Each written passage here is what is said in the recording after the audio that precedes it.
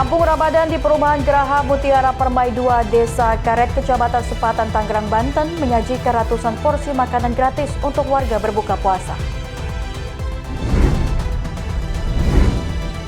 Guna menciptakan kondisi aman dan nyaman selama bulan suci Ramadan, Satuan Reserse Kriminal Polresta Serang Kota menggelar operasi penyakit masyarakat atau PEKAT. Halo, selamat pagi pemirsa setia Berita Nasional TV. Senang sekali kami kembali hadir menyapa Anda. Selain 3 berita utama tadi, akan ada informasi lainnya dari dunia, politik, ekonomi, hingga isu sosial sedang hangat diperbincangkan. Tentunya bersama saya, Lydia Junita.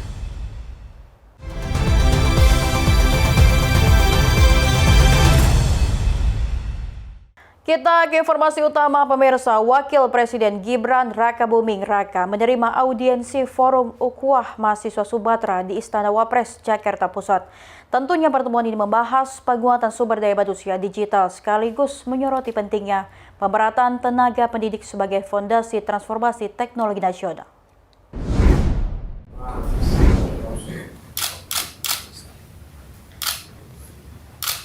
Dalam pertemuan tersebut, Wapres menyatakan dukungannya terhadap berbagai inisiatif peningkatan literasi kecerdasan buatan atau Artificial Intelligence atau AI, termasuk pengembangan kemampuan coding bagi generasi muda. Namun, ia menegaskan bahwa penguatan literasi teknologi harus diiringi dengan kesiapan tenaga pendidik yang memadai dan merata. Ketua Umum FUMAS, Abdul Halim Huta Barat, mengatakan bahwa Wapres Gibran mendukung program yang digagas Forum Ukhuwah Mahasiswa Sumatera. Menurutnya, Wapres juga menyoroti berbagai tantangan pemerataan tenaga pendidik, khususnya di wilayah terpencil. Karena itu, Wapres berpesan agar penguatan literasi digital dan pendidikan AI tidak terpusat di wilayah tertentu saja, melainkan menjangkau daerah yang masih membutuhkan perhatian khusus. Itu pertama kita menyampaikan salah satunya program kita yang sengaja kita bawa untuk pertemuan dengan Mas Gibran langsung, yaitu dengan mendukungnya perkembangan literasi AI salah satunya dan perkembangan coding.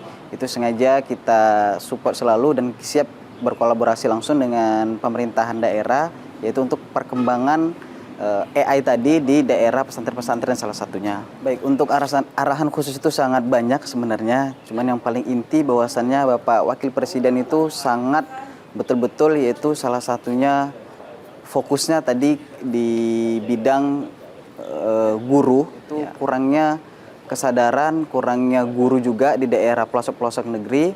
Salah satunya kita nggak fokus hanya di Pulau Sumatera, tapi Bapak Wakil Presiden mengarahkan yaitu untuk bisa dan wajib hukumnya untuk langsung turun ke daerah-daerah, salah satunya yaitu yang tertinggal jauh, daerah pulau, daerah Papua yang sangat tertinggal jauh, yaitu di bidang pendidikan. Jadi Bapak Wakil Presiden menyarankan yaitu untuk salah satunya mensupport perkembangan coding tadi, perkembangan AI tadi, dan kalau bisa guru-guru tadi bisa langsung mau dan diturunkan ke daerah-daerah pelosok negeri tadi yang ketinggalan dari pendidikan-pendidikan tersebut. Dari Jakarta, Tim Liputan Berita Nasional TV. Kalau bisa guru-guru tadi bisa langsung.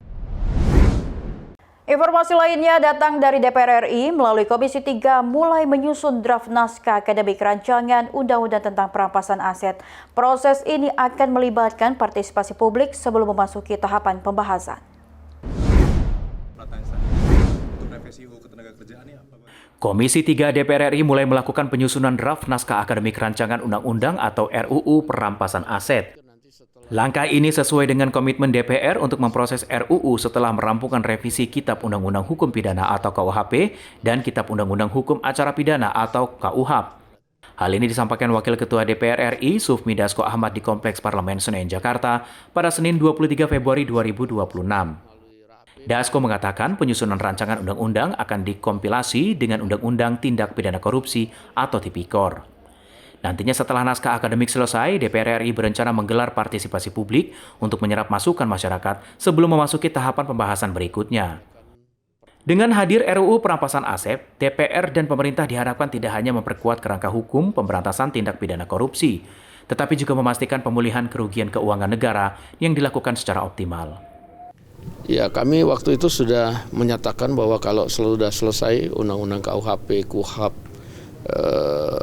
kemudian juga dikompilasi dengan Undang-Undang Tipikor, Komisi 3 DPR RI pada saat ini sedang dan sudah belanja masalah dan sedang dalam penyusunan draft naskah akademik dan RUU. Nah, sehingga ketika itu kemudian selesai, kita juga akan segera menyusul dengan undang-undang PPRT dan ketenagakerjaan tadi.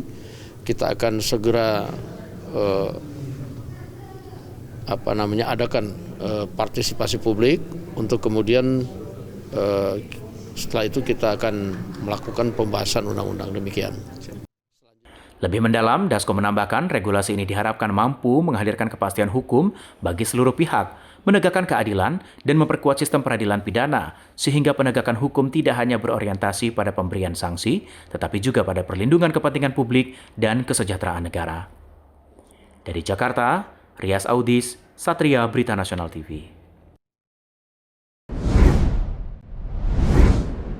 DPR RI memastikan pembahasan revisi Undang-Undang Ketenagakerjaan akan dimulai pada masa sidang berikutnya. Proses legislasi akan melibatkan partisipasi publik dan pemangku kepentingan.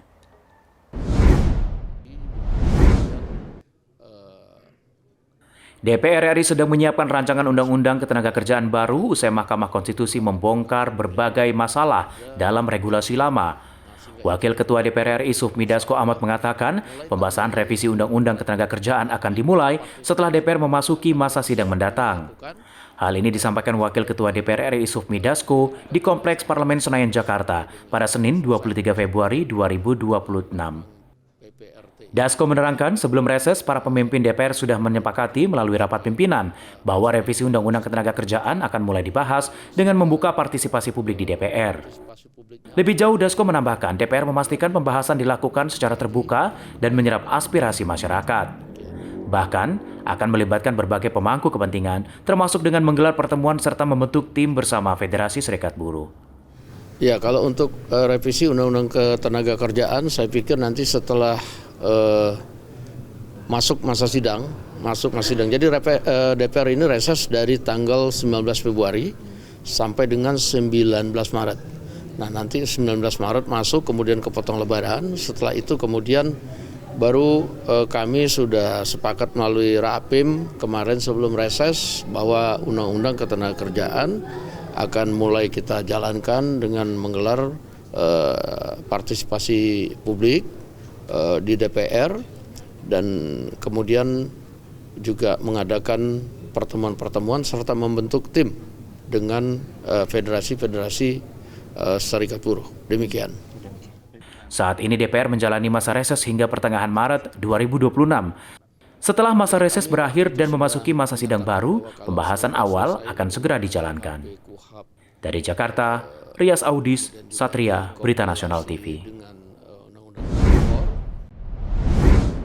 Pemirsa, Polres Aceh Tengah menyerahkan bantuan sembako dari Kapolri Jenderal Listio Sigit Prabowo kepada Polsek jajaran untuk disalurkan kepada warga terdampak di Kabupaten Aceh Tengah. Penyerahan bantuan berlangsung di Gedung Sanika Satyawada Polres Aceh Tengah.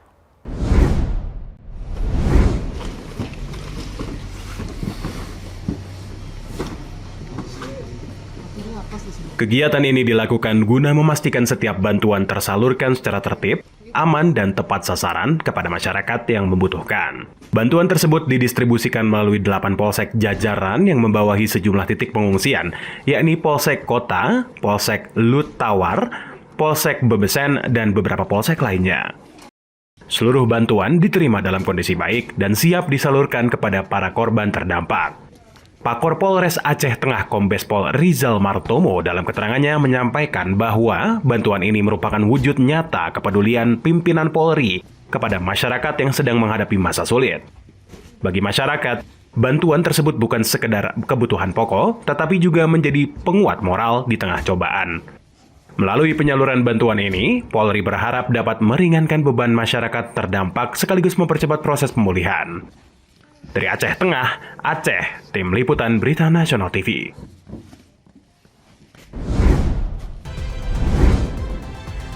Kampung Ramadan Jogokarian, Yogyakarta dipadati pengunjung. Pemirsa, informasi lainnya akan kami sajikan usai jeda berikut ini. Tetaplah bersama kami di Berita Nasional Pagi.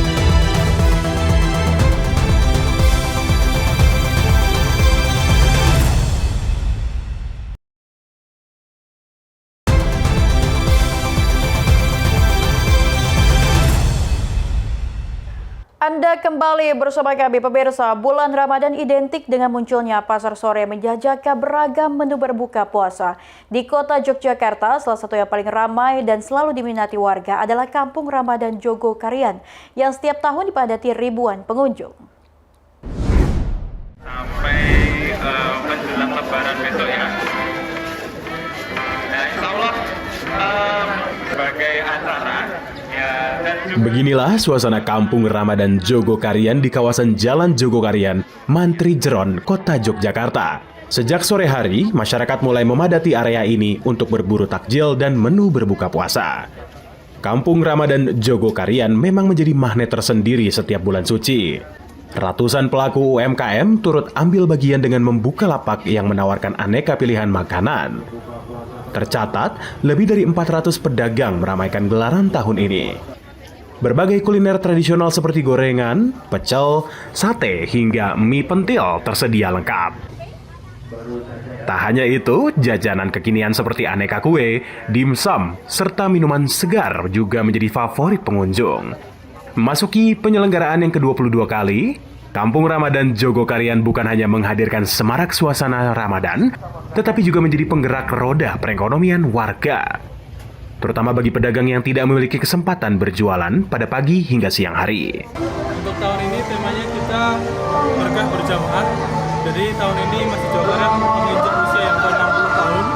Jadi kami menyadari bahwa Masjid Jogokarian bisa seperti sekarang itu karena keberkahan dari berjamaah bersama-sama, bersatu, persatuan, ukhuwah, bukan hasil dari kerja-kerja individu. Untuk pedagang kita tahun ini ada angka 400, alhamdulillah peningkatan juga dari tahun lalu yang kita hanya 350, kita meningkat ada 50 tambahan lapak pasar sore. Memeriahkan pasar Ramadan Jogokarian. Ini rencana mau belanja apa aja di sini, Bu? Jajanan macam-macam. Ini baru nyoba es cincau sama tahu goreng isinya. Ini nanti mau masuk ke jalan sana mau nyoba dimsum dan makanan lainnya. Ini selalu Ramadan selalu kesini atau bagaimana, Ibu? Iya, tiap tahun pasti kesini nih. Kesannya gimana, Bu, di Kampung Ramadan Jogokarian? Pastinya yang dikangenin balik jajanannya ini meriah banget. Jadi pasti tiap tahun harus absen nih kesini. Para pedagang mulai melayani pembeli sejak pukul 3 sore hingga menjelang azan maghrib. Dengan harga yang relatif terjangkau, Kampung Ramadan Jogokarian terus menjadi destinasi favorit warga untuk menyiapkan hidangan berbuka puasa. Dari Yogyakarta, Tim Liputan Berita Nasional TV.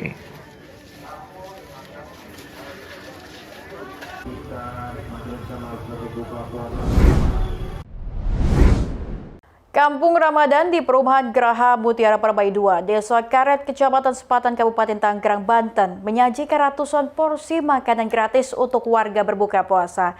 Makanan berbuka puasa tersebut, pemirsa, sengaja disediakan untuk masyarakat sekitar serta pengguna jalan secara gratis.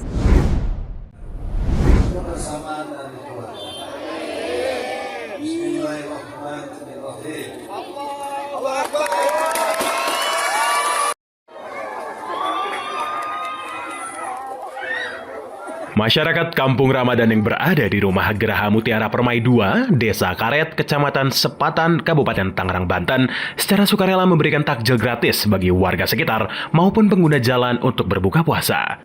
Kegiatan ini dilakukan warga Kampung Ramadan di setiap datangnya momentum bulan Ramadan, dimulai sejak hari pertama puasa.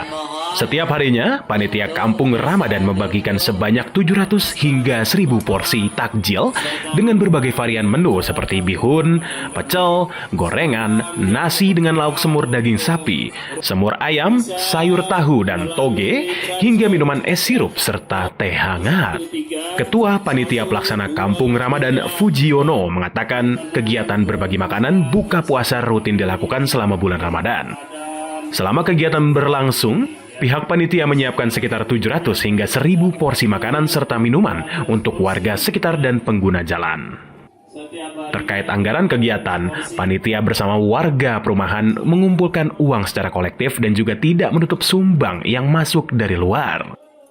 Perharinya, panitia menghabiskan anggaran sebanyak 4-5 juta rupiah. Sementara total keseluruhan dana yang dibutuhkan sebanyak 125 juta rupiah. Jadi kami menyediakan takjil gratis, Pak, untuk saudara-saudara kita yang memang pada saat waktu berbuka itu melintas di sini, dan juga untuk warga yang ada di perumahan GP2, Pak. Ya. Dan juga untuk saudara-saudara kita yang memang suka bersedekah di bulan Ramadan. Kami siapkan wadahnya, ya kan, dikemas di dalam kampung Ramadan ini. Kita di angka 700, Pak. Tapi nanti di pertengahan bisa sampai ke 1000. Pertama hari itu bertambah banyak yang mampir, karena kan udah tahu gitu kan. Makanan berat, Pak. Makanan berat, dan setiap hari berganti-ganti. Ada ayam opor gitu kan, ya rata-rata sih emang ayam ya. Itu berapa anggaran yang 4 juta.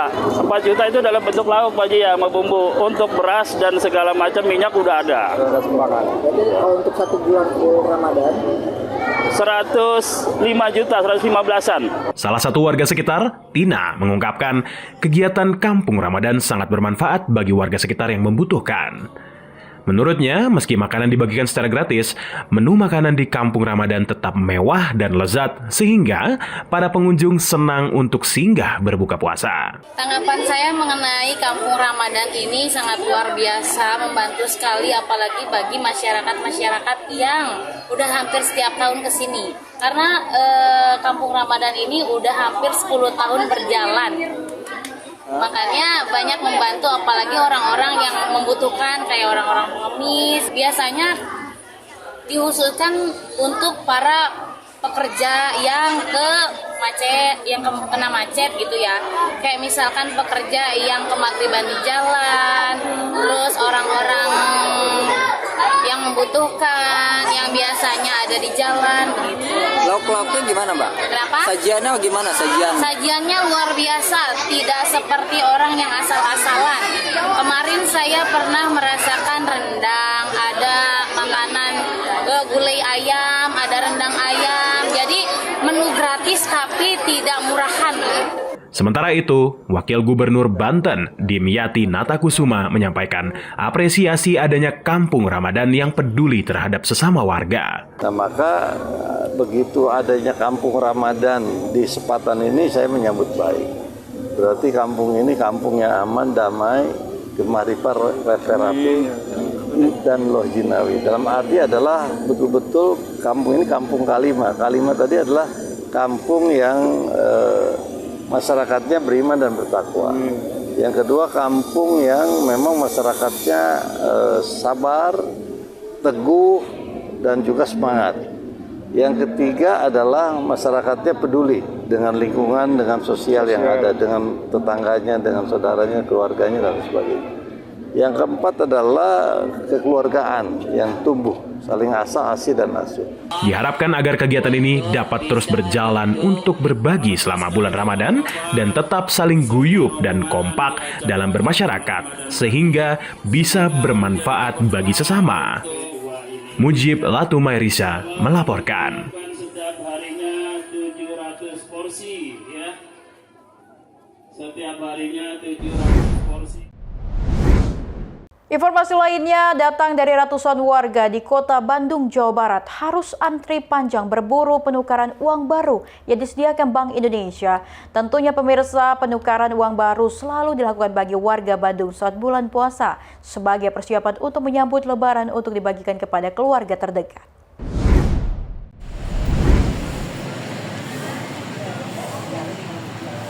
Seperti inilah antrian panjang ratusan warga saat akan menukarkan uang baru di Gor Saparua, Kota Bandung, Jawa Barat pada Selasa pagi. Antrian panjang ini harus dibagi di dalam dan di luar agar tidak terjadi penumpukan warga. Warga yang berdatangan tak hanya dari Bandung saja, tetapi berasal dari Cimahi, Kabupaten Bandung Barat, dan sekitarnya.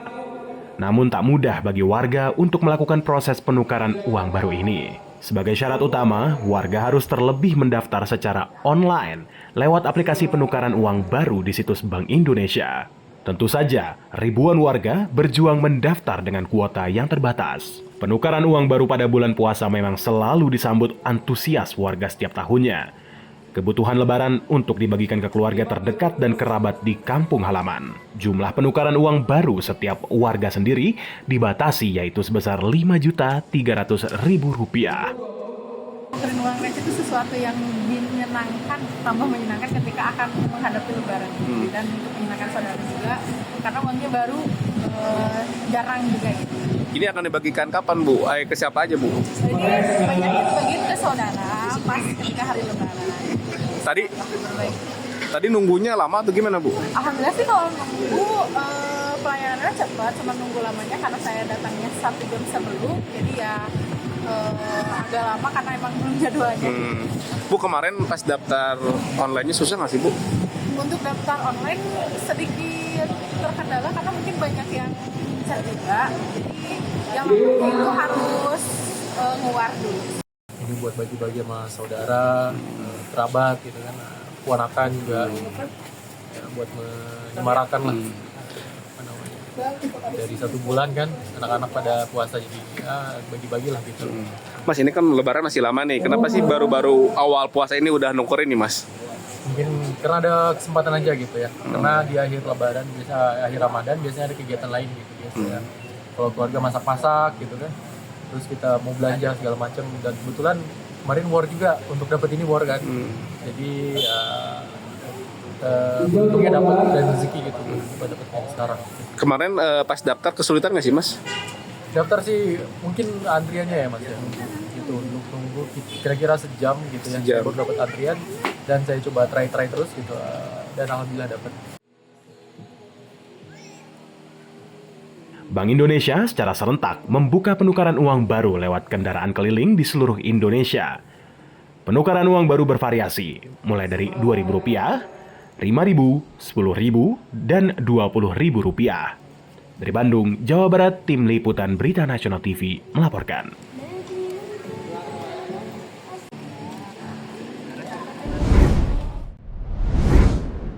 Pemirsa, bulan Ramadan menjadi berkah tersendiri bagi petani timun suri di Kertajati, Majalengka, Jawa Barat. Selain harganya mahal, timun suri juga banyak diburu oleh warga untuk menu berbuka puasa atau takjil. Sekali panen, para petani timun suri bisa menghasilkan 6 hingga 7 ton timun suri dengan harga sekitar Rp35 juta. Timun suri merupakan salah satu buah yang biasa ditanam menjelang bulan Ramadan. Karena buah ini di bulan Ramadan bisa dijadikan sebagai menu untuk berbuka puasa atau takjil. Selain panennya yang melimpah, harga timun suri juga cukup mahal. Dalam sekali panen bisa menghasilkan buah timun hingga 7 ton per hari atau sekitar Rp35 juta. Timun suri dijual langsung ke tengkulak dengan harga sekitar Rp5.000 per kilogramnya. Dan biasanya timun suri yang dipanennya bisa dijual ke daerah Bandung, Tasik, dan juga ke Jakarta. Para petani timun suri tahun ini panennya paling melimpah dibandingkan tahun lalu. Walaupun terpengaruh cuaca, hasil panennya cukup banyak. Bahkan harganya pun cukup mahal di awal bulan Ramadan 2026. Sementara itu, selain dijual ke pasar, tidak sedikit warga sekitar yang membeli langsung di kebunnya karena bisa memilih sendiri timun suri yang dibelinya. Harganya pun lebih murah dari harga jual di pasaran yang mencapai Rp10.000 per kilogramnya, sedangkan jika membeli langsung di petani cuma Rp5.000 per kilogramnya. Di bulan Ramadan ini timun suri bisa dijadikan sebagai kolak, campuran es buah, juga bisa dibuat sebagai rujak atau manisan, dan sangat cocok untuk menu berbuka puasa. Sekitar 5-6 hektaran lah, 5 hektar lebih ya. Emang kalau nanam ini menjelang bulan Ramadan? Iya, menjelang bulan Ramadan aja saya mah, tapi ada juga yang cuman nggak banyak, yang banyak kan menjelang bulan Ramadan aja. Nah, sekarang di awal Ramadan ini gimana harganya, seperti apa nih? Harganya bagus, lagi bagus lah. Berapa kalau dari petani? Dari petani kita 5.000 per kilo. Iya, per kilo. Jual ke bandar itu 5.000. Ini jualnya kemana nih jualnya? Kalau saya dijual di sini aja, tapi di sini kan dibawa dulu ke rumah, dicuci, dibersihin, baru dijual. Ya. Sementara salah seorang pembeli, Yayat, menjelaskan dibeli langsung lebih murah dan akan dipergunakan untuk keperluan tradisi di bulan Ramadan seperti kolak dan lainnya. Belinya saya dari pengepul, alhamdulillah dikasih, harganya juga lumayan lah, murah. Ini ada 2 kiloan. Ini untuk apa ini? Ya, biasa untuk persiapan saat buka puasa. Biasanya dibuat apa aja nih timun suri ini? Biasanya mau dicampur untuk es campur gitu, biasa. Terus selain es campur bisa dibuat apa lagi? Manisan. Kolak juga? Kolak juga sama. Emang kalau bulan Ramadan untuk takjil seperti ini emang terlalu ini Pak? Untuk timun suri bisa digunakan untuk takjil ya? Bisa Pak, biasanya itu salah satu tradisi lah. Ya,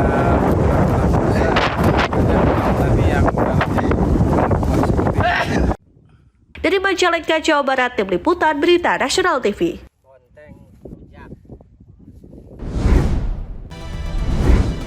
Pemirsa, tentunya informasi lainnya akan kami sajikan spesial untuk Anda. Tetap saksikan Berita Nasional Pagi.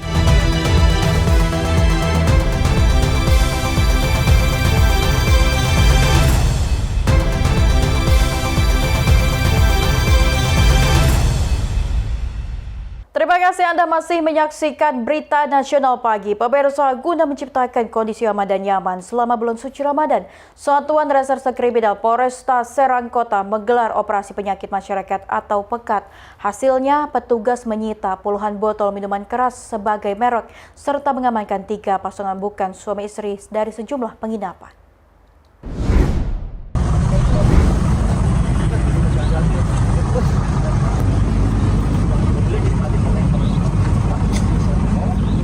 Satuan Reserse Kriminal Polresta Serang Kota menggelar razia besar-besaran dengan menyasar sejumlah titik rawan gangguan Kamtibmas pada Senin malam. Dalam operasi ini, petugas mendapati puluhan botol minuman keras berbagai merek yang masih dijual bebas di sejumlah toko kelontong. Tak hanya miras, petugas juga menyisir sejumlah penginapan dan hotel melati di wilayah Kota Serang. Hasilnya 3 pasangan sejoli yang bukan suami istri terjaring razia saat berada di dalam kamar. Kanit Jatadras Polresta Serang Kota, Ibtu Anggawadana menyatakan operasi pekat ini difokuskan pada pemberantasan peredaran miras, prostitusi online, hingga peredaran petasan. Hal ini dilakukan untuk memastikan kehusyukan ibadah masyarakat di bulan Ramadan.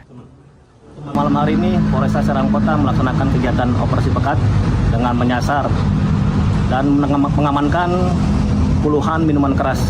Kemudian setelah itu kita menyasar ke beberapa tempat penginapan dan diantaranya kita menemukan pasangan perempuan dan laki-laki yang bukan berstatus suami istri.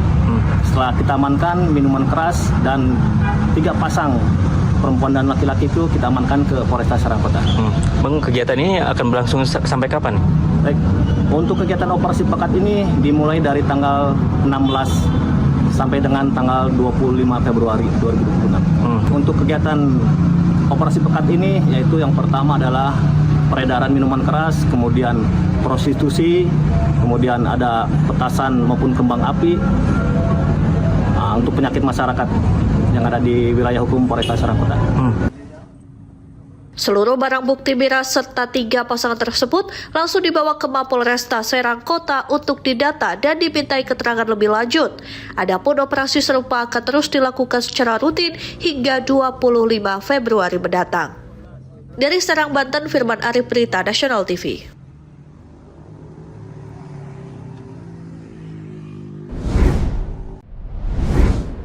Meresahkan masyarakat Kota Palembang, seorang pelaku jambret akhirnya berhasil ditangkap polisi. Pelaku sudah melakukan aksinya di 23 lokasi berbeda di Kota Palembang, Sumatera Selatan.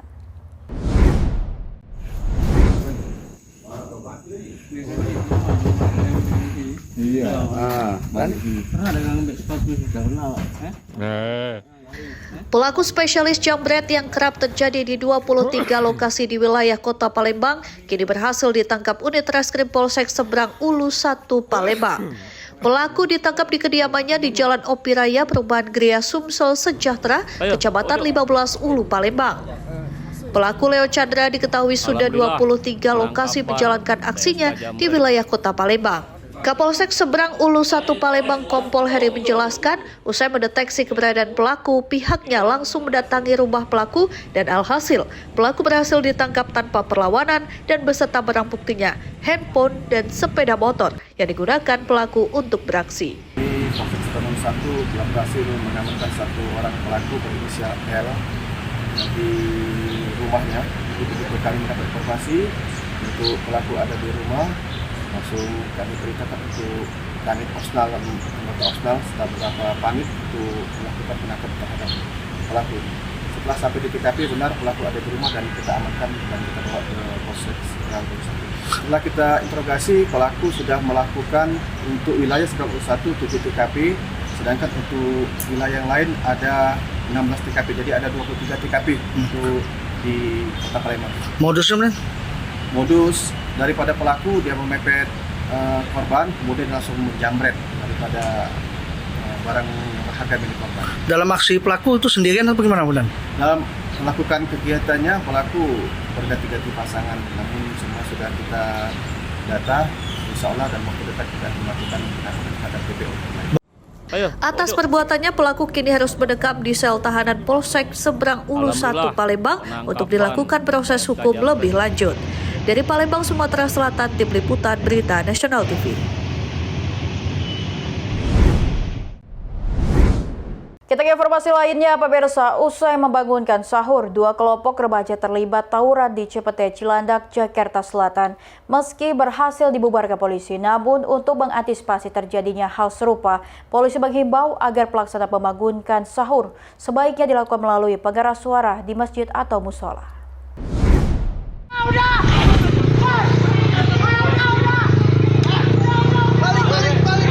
Dua kelompok remaja ini terlibat tawuran di Jalan Cipete Raya Cipete Selatan, Cilandak, Jakarta Selatan.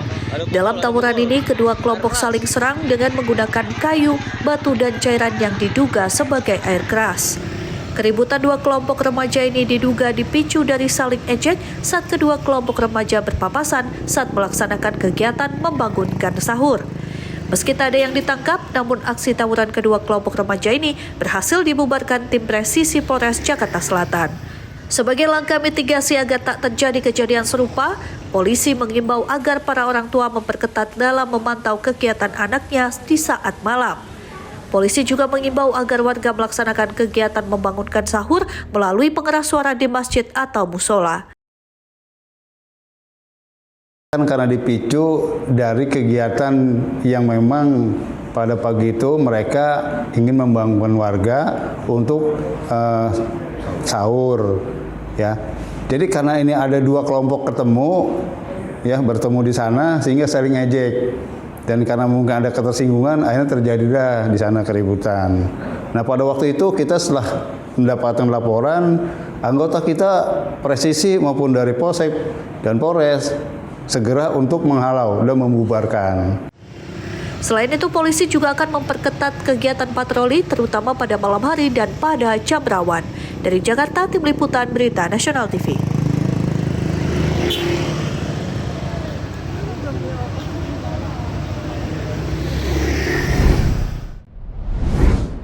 Kita beralih ke informasi lain, pemirsa. Tim TKP 308 Polres Lampung Tengah berhasil menangkap seorang pelaku pencurian dengan pemberatan spesialis pembobol rumah. Dalam penangkapan, pelaku yang merupakan residivis sempat kabur dan nekat melompat ke jurang.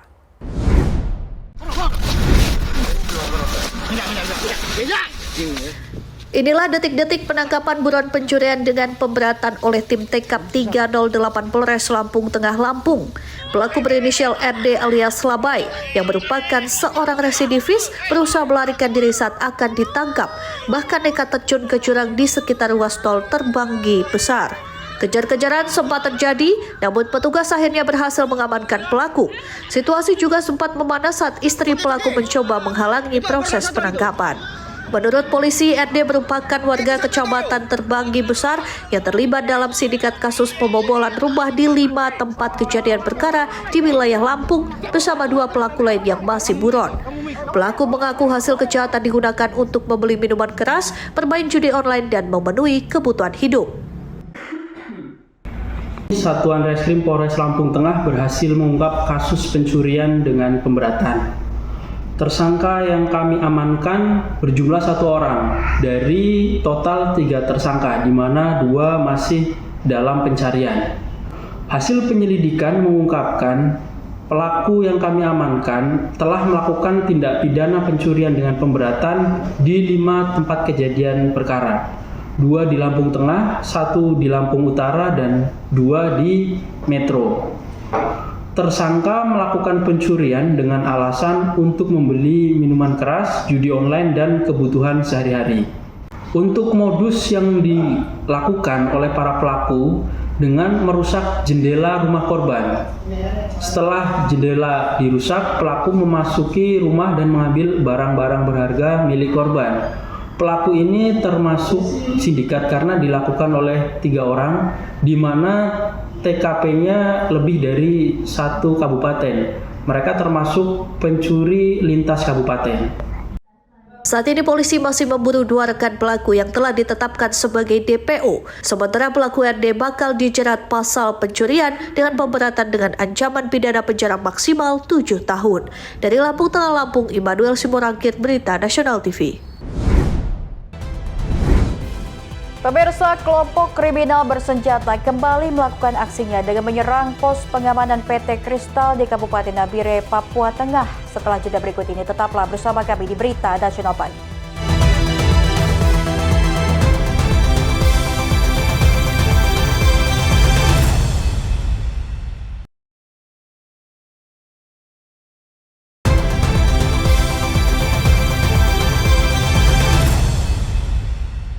Anda kembali bersama kami, pemirsa. Kelompok kriminal bersenjata kembali melakukan aksinya dengan menyerang pos pengamanan PT Kristal di Kampung Lagari Jaya, Distrik Makimi, Kabupaten Nabire, Papua Tengah. Akibat penyerangan, 2 orang tewas terbakar.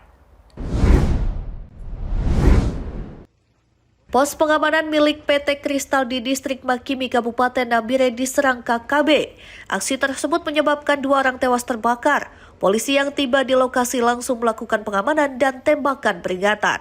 Dari hasil di lapangan ditemukan 2 orang yang sudah hangus terbakar. Kini kedua korban telah dievakuasi ke Rumah Sakit Nabire untuk diidentifikasi. Kasatgas Humas Ops Damai Katens Kombes Pol Yusuf Sutejo mengatakan, dari hasil pemeriksaan saksi, diketahui para pelaku awalnya melakukan penembakan terlebih dahulu, kemudian membakar pos. Saksi yang diperiksa di lokasi ada 4 orang. Jadi rata-rata para pegawai dari PT tersebut memang menyatakan bahwasannya penyerangan tersebut didahului oleh adanya penembakan.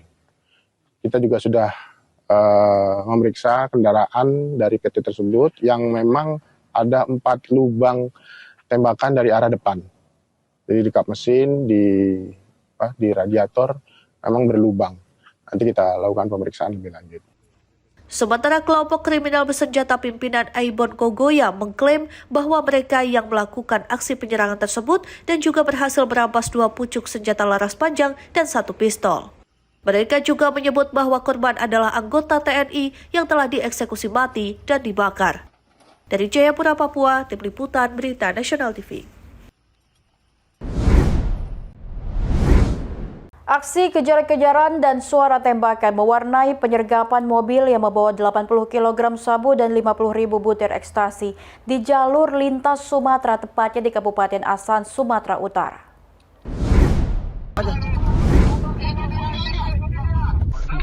Bentar dulu, Jo. Kiri. Belakang maju.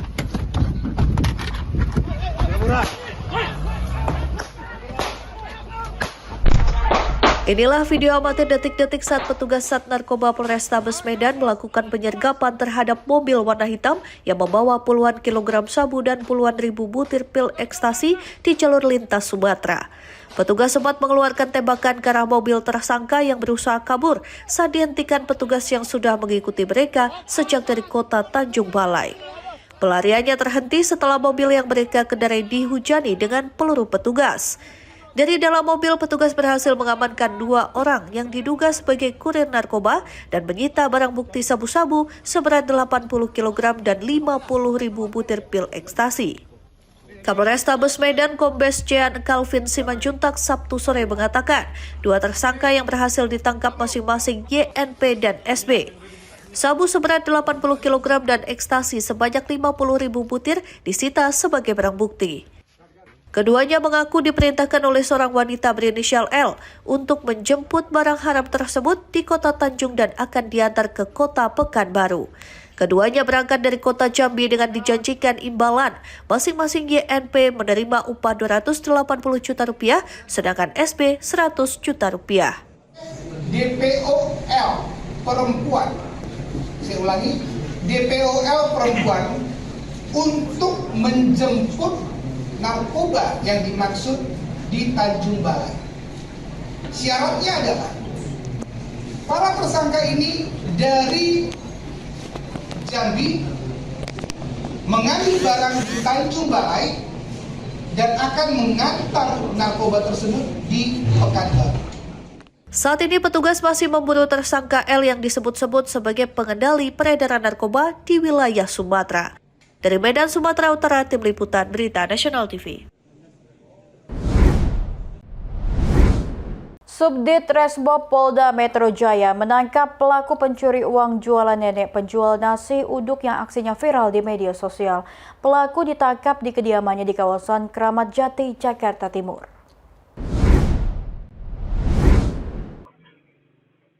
Berakhir sudah kisah pencurian uang hasil jualan nenek penjual nasi uduk di Bekasi, Jawa Barat. Berkat hasil olah TKP dan investigasi, Subdit Resmob Polda Metro Jaya berhasil menangkap TR alias Billy di kediamannya di kawasan Kramat Jati, Jakarta Timur. Sudah, kooperatif ya. Nah, fiturnya mana? Kita pakai kan?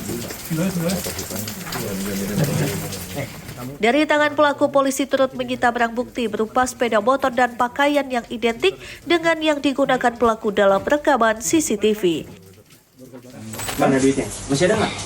Habis. Yang ibu-ibu dapat handphone. Ibu-ibu yang sampai jatuh. KTP bu itu juga. Berapa? Berapa juta? 7 ya. 7. Perhatikan. Motornya yang gear, motor merah gear itu ya? Celana mana lagi? Celana ini sama mana lagi? Ini. Udah itu. Dari hasil pemeriksaan, polisi juga menemukan fakta lain, di mana pelaku juga pernah melakukan aksi pencurian dengan kekerasan dengan cara yang sama terhadap nenek penjual nasi uduk lainnya di kawasan Bekasi, Jawa Barat. Pada kasus tersebut, korban mengalami luka ringan akibat terseret saat mempertahankan tas berisi uang hasil jualannya sebesar 7,5 juta rupiah.